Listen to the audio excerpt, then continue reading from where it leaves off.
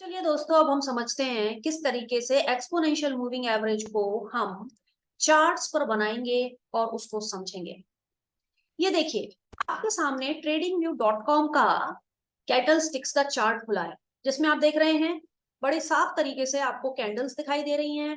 नीचे आपको वॉल्यूम का इंफॉर्मेशन भी दिखाई दे रहा है। अब पहला काम क्या करना है? पहला काम करना है, एक्सपोनेंशियल मूविंग एवरेज को प्लॉट करेंगे। इन कैंडल्स के ऊपर ईएमए की एक लाइन ड्रॉ करेंगे। इंडिकेटर्स में जाइए, यहाँ लिखिए ईएमए, मूविंग एवरेज एक्सपोनेंशियल। ये पहला आपके सामने निकल के आता है, इसको आप क्लिक करो। जैसे ही आप क्लिक करोगे, एक लाइन आप देख रहे हैं कहीं ना कहीं आपकी कैंडल्स के आसपास बन के आ गई। उलझी हुई सी डोरी आपको दिखाई दे रही है। कहीं भी आप चार्ट को ले जाओ, चाहे आपने इधर किया, एक ये पर्पल कलर की लाइन आपको जगह जगह दिखाई दे रही है। ये देखिए, तो ट्रेडिंग व्यू ने आपको ऑटोमेटिकली 9 डे का ईएमए दे दिया। ठीक है, तो अगर आप उसको कुछ नहीं कहते हैं, कोई अपना टाइम फ्रेम नहीं देंगे, तो ऑटोमेटिकली आपको 9 डे का ईएमए दे देगा। लेकिन हम थोड़ा और गहराई से इस कॉन्सेप्ट को समझ रहे हैं, तो हम इसको थोड़ा सा बदलेंगे। हम ये इनपुट को चेंज करने की कोशिश करेंगे, क्योंकि हमें सिर्फ एक ईएमए पे काम नहीं करना है, एक से ज्यादा ईएमए को इस्तेमाल करते हुए हम अपनी एनालिसिस करेंगे। तो चलिए, इसको तो हम कर देते हैं रिमूव। ठीक है, लेकिन रिमूव करने से पहले आप ये जरूर समझ लें कि किस तरह से आप अपना टाइम फ्रेम बदलेंगे ईएमए में। तो जैसे आपको इसने दिया ईएमए, आप सेटिंग्स में जाओ, तो ये एक बॉक्स खुलेगा आपके सामने। ठीक है, आप देख सकते हो पर्पल कलर की लाइन को वो कह रहा है कि ये ईएमए है, और इनपुट में कह रहा है कि उसका लेंथ है 9। इस 9 को मैं बदलूंगी 20। तो पहली एक लाइन बन के आएगी 20 ईएमए। फिर मैं कहूंगी दोबारा से एक और लाइन बनाऊंगी 50 ईएमए। फिर एक और ईएमए लाइन बनाऊंगी, उसमें लिखूंगी 100 ईएमए। फिर एक आखिरी ईएमए लाइन बनाऊंगी और लिखूंगी 200 ईएमए। यानी बार बार, यानी 4 बार मैं ट्रेडिंग व्यू को बोलूंगी कि मुझे एक्सपोनेंशियल मूविंग एवरेज दीजिए, लेकिन पहला वाला दीजिए 20 का, दूसरा दीजिए 50 का, तीसरा दीजिए 100 का, और लास्ट दीजिए 200 का। और जब ये सब कुछ मैं उसको दे दूंगी, सारे इंफॉर्मेशन उससे मांग लूंगी, तो वो मुझे इस तरीके की कुछ लाइंस ड्रॉ करके दे देगा। आप इसमें कलर कोडिंग भी कर सकते हैं। ठीक है, जो कलर आपको समझ में आता है। आप क्या देख रहे हो, यहाँ पर 4 लाइनें बनी हैं, और लेफ्ट हैंड साइड में अगर आप देखोगे गौर से, तो वहां क्या लिखा है? 20 डे मूविंग एवरेज, 50 डे का मूविंग एवरेज, 100 डे का और 200 डे का। और कलर के साथ भी आप उसको आइडेंटिफाई कर रहे हो। तो जो व्हाइट लाइन है वो है 20 EMA, red line 50 EMA, yellow line 100 EMA, और ब्लू लाइन 200 ईएमए। ये व्हाइट लाइन बनाई गई है पिछले 20 दिन के एक्सपोनेंशियल मूविंग एवरेजेस को यूज करके। और क्योंकि ये एक्सपोनेंशियल है, तो आप समझ सकते हैं कि ज्यादा वेटेज दिया गया है करंट प्राइस मूव को, ना कि लास्ट के प्राइस मूव को। तो सिंपल मूविंग एवरेज को एक्सपोनेंशियल मूविंग एवरेज में कन्वर्ट कर कर ईएमए बनाया गया और आपके सामने प्लॉट कर दिया गया। और आपने एक चीज गौर से देखी होगी, ये सारी लाइनें प्राइसेस के आसपास ही हैं, लेकिन सबसे ज्यादा पास कौन सी लाइन है? व्हाइट कलर की। यानी कि 20 ईएमए की लाइन आपके प्राइसेस के सबसे क्लोज है। और कहीं ना कहीं लॉजिक भी है, कहीं ना कहीं कॉमन सेंस भी है। ये समझ ही आता है ना कि अभी का जो प्राइस मूवमेंट है वो अपने 20 डे के आसपास होगा या 200 डे के आसपास होगा। राइट, हो सकता है, मैं ये नहीं कहती, लेकिन कंपैरेटिवली मैं जो मेरा जो प्राइस मूवमेंट है वो मेरा रीसेंट मूव को ज्यादा दर्शाएगा, उसके ज्यादा मैं क्लोज होंगी, ना कि अपने लास्ट के या बहुत दूर के प्राइस मूवमेंट के। इसीलिए रिलेटिवली आप देख रहे हो व्हाइट हमेशा क्लोजर है और ब्लू बहुत दूर है। तो ये तो इसकी पोजीशनिंग की बात हो गई कि 20 ईएमए सॉरी आपके पास है, उसके बाद थोड़ा सा दूर है आपका 50 EMA, उससे थोड़ा सा दूर है आपका 100 EMA और सबसे दूर है आपका 200 EMA। तो दोस्तों ये तो रही पहली बात। अब वो अहम सवाल जिनको आंसर करने के लिए हमने इतना कुछ समझा है, वो ये है पहला सवाल। अब मैं आपके सामने छोड़ रही हूं पहला क्वेश्चन, वो है कि ट्रेंड क्या है। ये सब तो ठीक हो गया कि ये वेटेड है, ये सिंपल है, ये इस तरह से ड्रॉ कर दिया, इसमें कलर कोडिंग कर ली, लेकिन अल्टीमेटली ये तो बताओ कि टाटा मोटर्स अप ट्रेंड में है, डाउन ट्रेंड में है, या कंसोलिडेशन में। तो पहला जवाब तो दीजिए। चलिए अब हम ईएमए के बेसिस पर पहला क्वेश्चन उनसे पूछते हैं कि क्या आप अप ट्रेंड में हो, डाउन ट्रेंड में हो, या कंसोलिडेशन में हो। चलो तो एक काम करते हैं, बाकी थोड़ी सारी लाइंस थोड़े टाइम के लिए हाइड कर देते हैं, ठीक है। अगर मैं 20 को चलने दूं, 50 को हटा दूं, 100 को हटा दूं और 200 को हटा दूं, मेरे पास रह गया अब सिर्फ व्हाइट लाइन।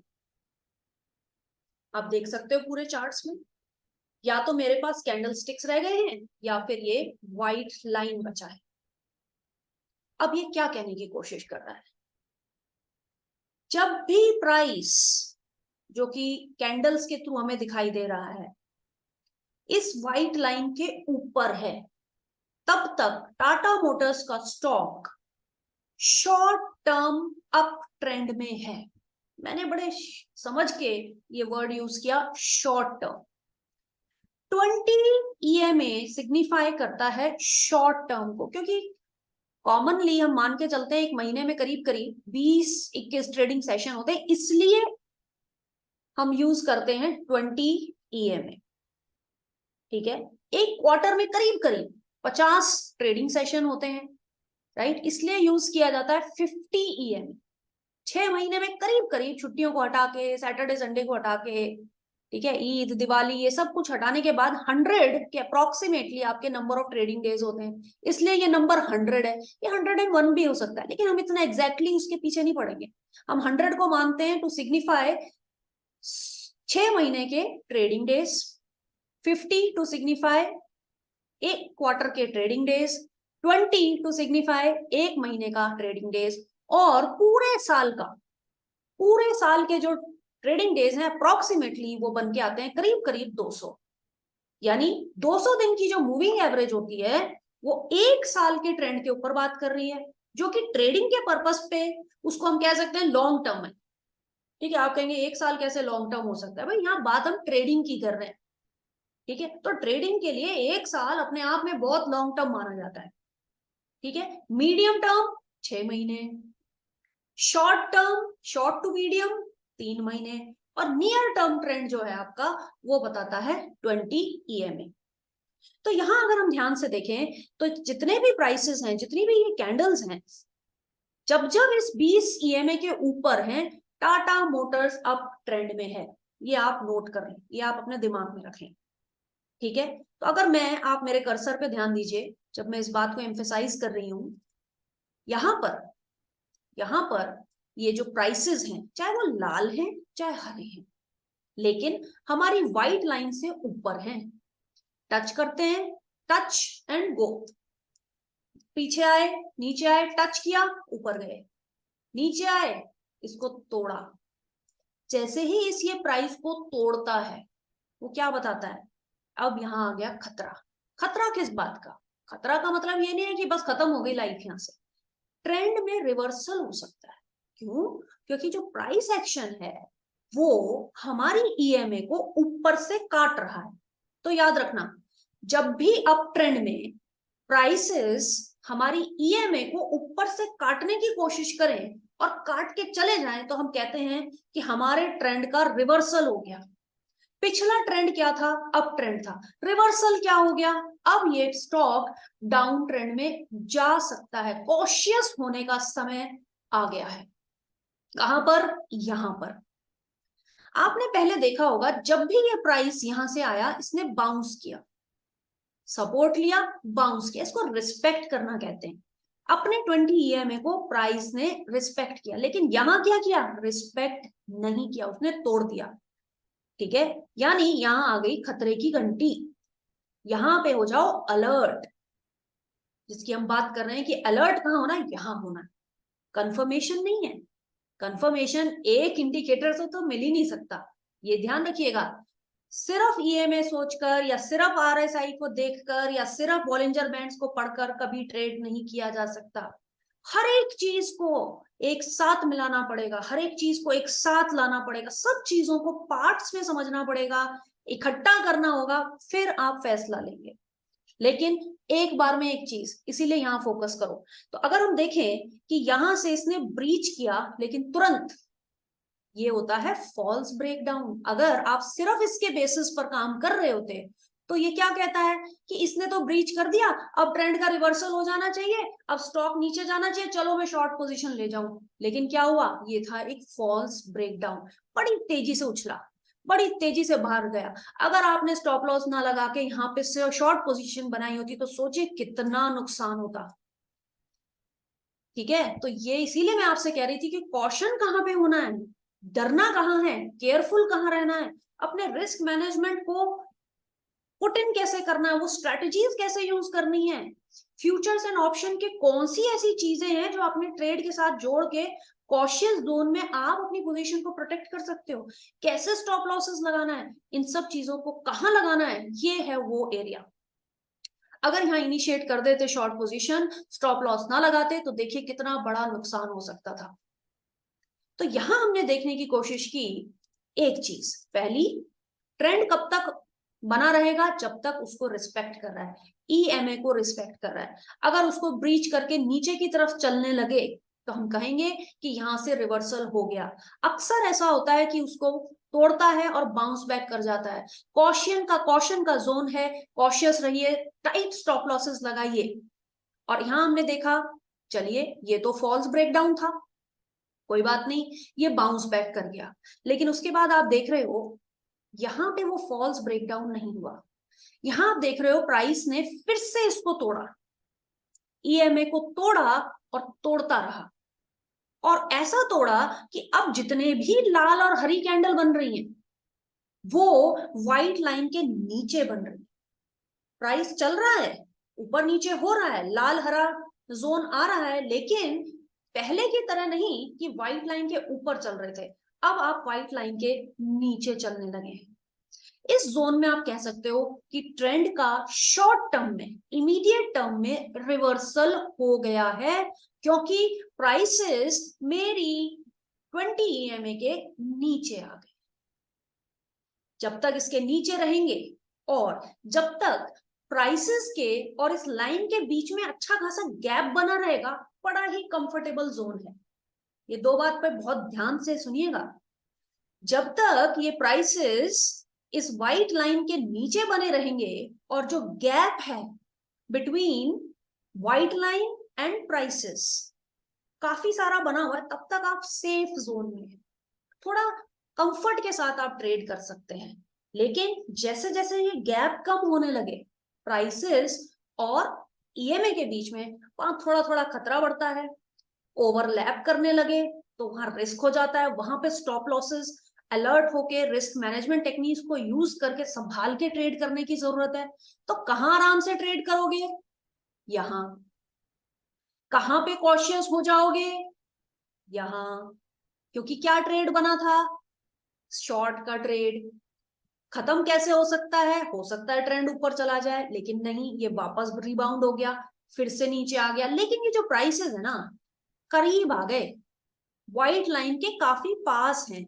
यहाँ पे क्या थे, व्हाइट लाइन से दूर थे, यहाँ व्हाइट लाइन के पास हैं। करोगे तो ट्रेड, भाई मार्केट में रहना है और आपको बिल्कुल ही जीरो रिस्क वाला ट्रेड आप कर लेंगे तो वो तो कभी नहीं होगा। कहाँ संभल के करोगे, कहाँ फ्रीली करोगे, ये बड़ा जरूरी है। कहाँ कॉशियस हो जाओगे, कहाँ डर जाओगे, जहां बिल्कुल तैयार हो जाओगे स्टॉप लॉस के साथ, वो है आपका क्रॉस ओवर। इसको बोलते हैं क्रॉस ओवर। वो कहाँ हो रहा है, देखिए आगे बढ़ते हैं। इसी एनालिसिस को अगर हम आगे देखें और अपने चार्ट को थोड़ा सा इधर करते हैं, ठीक है, ये हुआ क्रॉस ओवर। बड़े आराम से हरी हरी बड़ी बड़ी कैंडल्स बनी और सारा का सारा जो प्राइस है हमारी व्हाइट लाइन के ऊपर चला गया। अब ये ट्रेंड में आ गया, अप ट्रेंड में। लेकिन डर डर के ट्रेड कर रहे हैं, क्यों? क्योंकि गैप नहीं है उसके पास ही, लेकिन है अप ट्रेंड में। इससे नकारा भी नहीं जा सकता कि अप ट्रेंड में नहीं है, लेकिन ये भी कहना जरूरी है कि रिस्क है। और आप क्लियरली यहाँ पर देख रहे हैं रिस्क था, और रिस्क ने साबित भी कर दिया कि देखो मैं इतना बड़ा रिस्क हूं, ऐसे टूटूंगा कि संभालने भी नहीं दूंगा। आप देख रहे हो इतने बड़े बड़े अप ट्रेंड जो पास पास हुआ था, पुराना जो डाउन ट्रेंड को खत्म करके एक नया थोड़ी सी उम्मीद जगी थी यहाँ पे, वो उम्मीद खत्म हो गई और व्हाइट लाइन के कितने नीचे जाके रेड कैंडल बनी है, ठीक है। और यहाँ पे बन गया आपका डाउन ट्रेंड, बहुत शार्प फॉल आया। और शार्प फॉल अगर आपने शॉर्ट ट्रेड यहाँ पे इनिशिएट किया होता, क्योंकि फिर से आप व्हाइट लाइन के दूर चले गए, आप थोड़ा सा सेफ जोन में चले गए हो। यहां अगर आप काम कर रहे हो तो व्हाइट लाइन से काफी दूर शॉर्ट ट्रेड में बने रह सकते हो। कब ये ट्रेड खत्म होगा, कब इस ट्रेड में से निकल जाना चाहिए, वही तब निकलो। अगर आप शॉर्ट ट्रेड में हो जब आपका ये जो प्राइस एक्शन है इस व्हाइट लाइन के ऊपर जाए, ठीक है, और रिज्यूम करे, तब तक तो इस ट्रेड को पूरा का पूरा यूज करो, ठीक है। अब आप यहाँ देखिए, ये इसको इसको हटाया, ऊपर चला गया, ये ऊपर चला गया, ये रिवर्सल हो गया ट्रेंड का, ठीक है।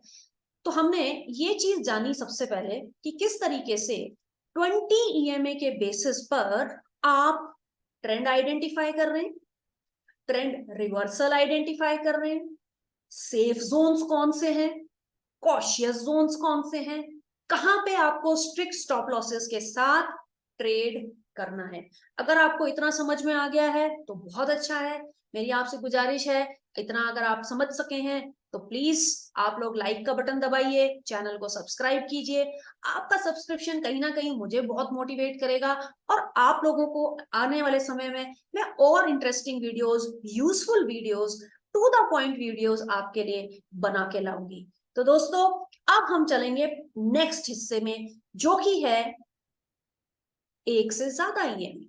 एक से ज्यादा ईएमए लाइंस क्यों ड्रॉ करते हैं और वो क्या बताती हैं, ठीक है। तो be ready for next segment.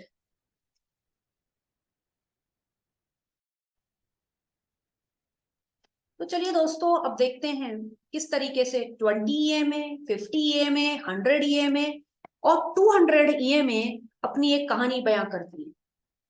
अब मेरे सामने जो टाटा मोटर्स का चार्ट है उसमें चारों एक्सपोनेंशियल मूविंग एवरेज बने हैं। व्हाइट बता रहा है 20 EMA, 50 EMA को बता रहा है रेड लाइन, 100 EMA को बता रहा है येलो लाइन, और ब्लू लाइन से हम देख सकते हैं 200 EMA। इमीडिएट टर्म में, मोस्ट इमीडिएट टर्म में टाटा मोटर्स का स्टॉक, क्या वो एक अप ट्रेंड में है? कुछ कह नहीं सकते, क्योंकि बार बार वो ऊपर हो रहा है, कभी वो नीचे हो रहा है, तो फिर क्या कह सकते हैं। आप इसका लॉन्ग टर्म का चार्ट देखिए। सबसे पहले देखिए आप 1 ईयर का चार्ट। 1 ईयर का जो चार्ट है टाटा मोटर्स का, वो ये सामने नजर आता है। और आप देखोगे इन द रीसेंट टाइम्स, कब से, करीब करीब 5 अप्रैल 2023 से लेकर अब तक टाटा मोटर्स के जो प्राइसेस हैं, medium term, short term, near term और लॉन्ग टर्म मूविंग एवरेज के ऊपर है। तो हम कह सकते हैं कि Tata Motors strong up trend में है। कब से? 3 अप्रैल 2023। बड़ा ही स्ट्रॉन्ग चार्ट था टाटा मोटर्स का। कब तक था? यहां तक था। यहां आप क्या देख रहे हो, ये बड़ा ही स्ट्रॉन्ग जोन था। और यहाँ पे आप क्या देख रहे हो, टाटा मोटर्स में एक फॉल आया। कब आया? 28 जुलाई 2023 से लेकर अब तक। अब टाटा मोटर्स डाउन ट्रेंड की तरफ बढ़ रहा है। वो कैसे? वो ऐसे कि उसके प्राइसेस ने उसके 20 EMA को कट करके उसके नीचे या उसके आसपास ट्रेड करना शुरू कर दिया है। तो कंफर्ट जोन में से रिस्की जोन में आ गया है। हो सकता है ट्रेंड का रिवर्सल हो जाए, हुआ है या नहीं है। शॉर्ट टर्म में, इमीडिएट टर्म में तो रिवर्सल हो गया है, क्योंकि ये प्राइसेस जो व्हाइट लाइन के ऊपर थे अब वो 20 EMA के नीचे आने लगे हैं और नीचे ट्रेड करने लगे हैं। वहीं आप एक चीज और देखिए, जब ये रिवर्सल हुआ, जब ये ट्रेंड बिगड़ा, तब वो सपोर्ट कहां ले रहा है, कहां तक बिगड़ेगा, कहां तक वो ट्रेड या कहां तक वो स्टॉक गिर रहा है और कहां से वो सपोर्ट ले रहा है। आप यहां देख सकते हो, ये देखिए, व्हाइट को अगर तोड़ा तो कहां रुक रहा है, रेड पर। ठीक है, तो जो व्हाइट एक स्ट्रॉन्ग सपोर्ट हुआ करता था कुछ महीने से, सडनली उस सपोर्ट को ब्रीच करके वो उसका रेसिस्टेंस और नेक्स्ट सपोर्ट हो गया आपका 50 EMA। इसे भी तोड़ के अगर आ जाएगा तो अगला सपोर्ट होगा आपका 100 EMA। उसको भी तोड़ के चला जाएगा तो नेक्स्ट सपोर्ट आपका होगा, बहुत स्ट्रॉन्ग सपोर्ट आपका होगा 200 EMA। और खुदा ना खास्ता उसको भी तोड़ दिया तो फिर वो serious long term down trend में चला जाएगा। जैसे कि अभी तक ये लॉन्ग टर्म अप ट्रेंड में था, उसी तरीके से प्राइस का रिवर्सल हो जाएगा जब ये प्राइसेस सारे EMA को तोड़ते हुए नीचे चले जाएंगे। लेकिन ऐसे नहीं गिरेगा, बीच बीच में सपोर्ट लेगा। कहां लेगा, 20 को तोड़ा तो 50 पे लेगा, 50 को तोड़ा तो 100 पे लेगा, 100 को तोड़ा तो 200 को लेगा, और 200 को भी तोड़ दिया तो फिर हो गया बेड़ा गर्क। अब ये स्टॉक चला गया आपके डाउन ट्रेंड में, तो डाउन ट्रेंड वाला काम करेंगे। टाटा मोटर्स में हम बेच के काम करेंगे। ठीक है, तो एक चीज हमने ये भी समझी इन 4 एक्सपोनेंशियल मूविंग एवरेजेस के साथ। तो ये तो हमने बड़ा ही सिंपल एनालिसिस कर ली, जहां पे चार्ट बड़े क्लियरली आपको बता रहा है कि देखो मैं ऊपर हूं, अब मैं रिवर्सल दिखा रहा हूं। लेकिन बड़े ही कंफ्यूजिंग जोन्स भी तो हैं, कई ऐसे एरियाज हैं आप देखोगे जहां पे क्लियर कट ये उलझी हुई सी तारें हैं, ये सारी white red yellow blue lines आपस में उलझी हुई हैं। ठीक है, ये डोरियां आपस में बहुत उलझी हुई हैं और जितनी उलझी हैं उतना ही कंफ्यूजन भी क्रिएट कर रही हैं। यहां पे काम क्या किया आपने, बड़ा सिंपल काम किया। तो क्या ऐसा जरूरी है कि आप कॉम्प्लिकेटेड चार्ट्स में ही काम करें? बिल्कुल जरूरी नहीं है। क्या हमारे मार्केट में सिर्फ एक ही स्टॉक है, क्या सिर्फ टाटा मोटर्स है जिसमें काम किया जा सकता है? नहीं। तो अपनी लाइफ को अगर सिंपल रखना चाहते हो तो टाटा मोटर्स से चिपके मत रहो। हम ट्रेडर हैं, हमारा काम उस स्टॉक से अटैच नहीं होना। हमें अपनी लाइफ को सिंपल रखना है। सिंपल लाइफ में भी पैसा कमाना बहुत मुश्किल है, तो बेवजह क्यों कंफ्यूजन में फंसोगे। लेकिन हम ये भी समझेंगे कि उस कंफ्यूजन की स्थिति में भी कैसे काम करना है। तो पहला लेसन तो हम ये ले लें कि हम उन स्टॉक्स में काम करें जहां पर थोड़ी लाइफ इजी हो जाए। जिस तरीके का ये ट्रेंड यहाँ नजर आ रहा था टाटा मोटर्स का, आप थोड़ी सी एनालिसिस करेंगे, थोड़ी पढ़ाई करेंगे, थोड़ा समय देंगे, क्योंकि अल्टीमेटली जो समय आप देंगे वो आपकी ही लाइफ को इजी करेगा और आप ही बेहतर पैसा कमा पाएंगे। तो हम किसी में एहसान नहीं कर रहे हैं, हम अपने ऊपर ही एहसान कर रहे हैं। 5 दिन के मार्केट के ट्रेड होते हैं, लेकिन वीकेंड पे बैठ के ऐसे चार्ट्स को आइडेंटिफाई करिए जहां पर बड़ा सिग्निफिकेंट, बड़ा प्यारा गैप मिले आपको, प्राइसेस और EMAs के बीच में उलझी हुई लाइनें ना मिले। मैं आपको गारंटी दे सकती हूं अगर आप ढूंढोगे तो आपको इस तरीके के बहुत सारे स्टॉक्स मिलेंगे। ठीक है, तो पहली चीज हमने यहां पर ये सीखी। तो don't get attach to a stock, identify simple good decent trades where you can minimise complexities, वो आप खोजने की कोशिश करो। चलो, ये तो हो गया अगर आप कंफर्ट जोन में काम कर रहे हैं। लेकिन हाँ, आप कहीं भी काम कर सकते हैं, आप और इसी स्टॉक के अंदर भी काम कर सकते हैं। ठीक है, तो अब उन कॉम्प्लिकेटेड उलझी हुई EMAs को सुलझाने की हम कोशिश करेंगे। चलिए, तो पहले उस उलझा हुआ चार्ट को पहले खोजते हैं कि कहाँ पे वो बहुत ही गहरी उलझन है। जरा देखिए, यहां पर जाके आप देख रहे हो, मैं इसको थोड़ा सा बड़ा कर देती हूँ ताकि आपको और सफाई से ये दिखाई दे। देख रहे हैं आप, अगर हम इस एरिया को देखें, ठीक है,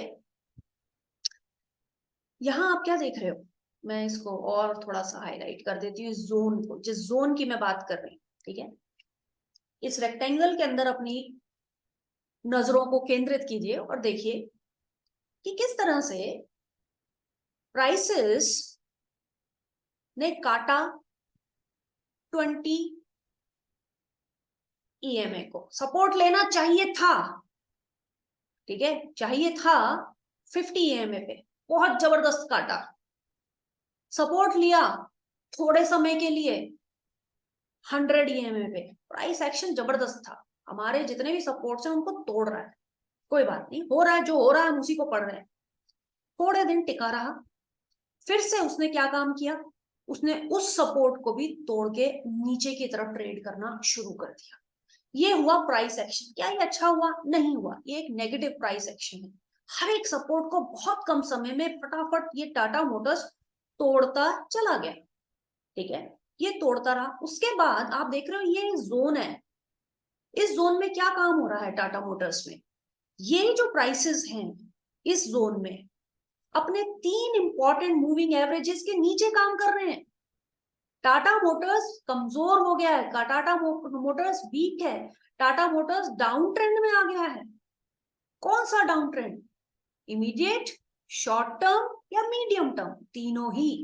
लेकिन फिर भी ये अपने लॉन्ग टर्म ट्रेंड के ऊपर है, उसको तो प्रभु ये रिस्पेक्ट कर ही रहा है। जैसे कि हम देख रहे हैं टाटा मोटर्स अपनी ब्लू लाइन को रिस्पेक्ट कर रहा है, उससे नीचे नहीं गया।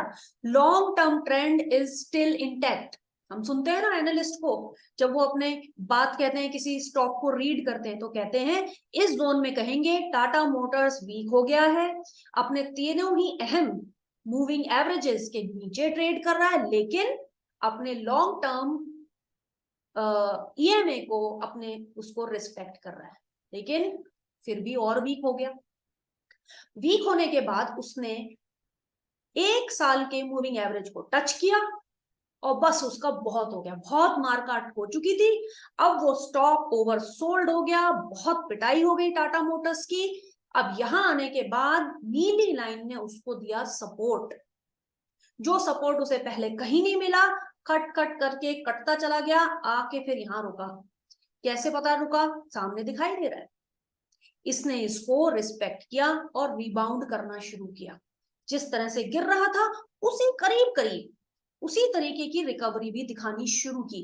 और आप देख रहे हो इस जोन में वो कर क्या रहा है, इस जोन में वो जो प्राइसेस हैं पहले व्हाइट को काट रहे हैं, उसके बाद वो प्राइसेस किसके ऊपर जा रहे हैं? रेड के ऊपर जा रहे हैं, उसके बाद वो प्राइसेस येलो के ऊपर जा रहे हैं। तो जिस सीक्वेंस में कटने शुरू हुए थे white, red, yellow and blue, उसी तरीके से उल्टा चल रहा है, blue, yellow, red and white. तो अब हम क्या कहेंगे?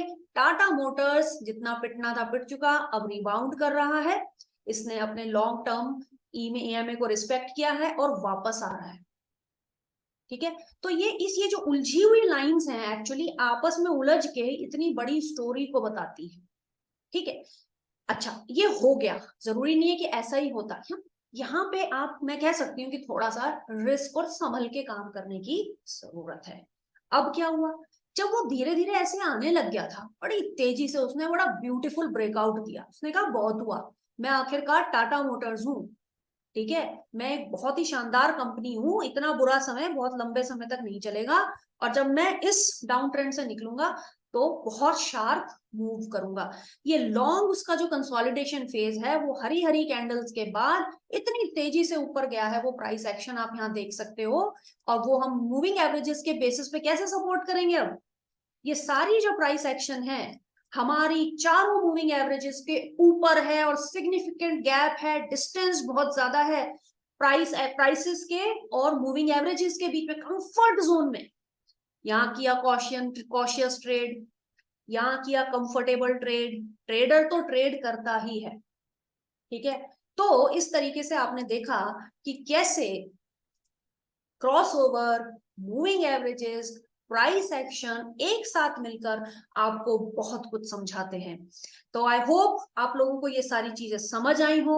मेरा पूरा कोशिश रही है कि ये सारी चीजें आप तक लेके आऊं। अगर आपको ये वीडियो, ये सारी बातें समझ में आ रही हैं और आप इसी तरीके के और भी कॉन्सेप्ट्स को जानना चाहते हैं, मेरे साथ जुड़े रहना चाहते हैं, तो लाइक बटन को प्रेस कीजिए, बेल आइकन को प्रेस कीजिए और सब्सक्राइब कीजिए मेरे चैनल को, ताकि हम लंबे समय तक एक दूसरे के साथ कनेक्टेड रहें। धन्यवाद।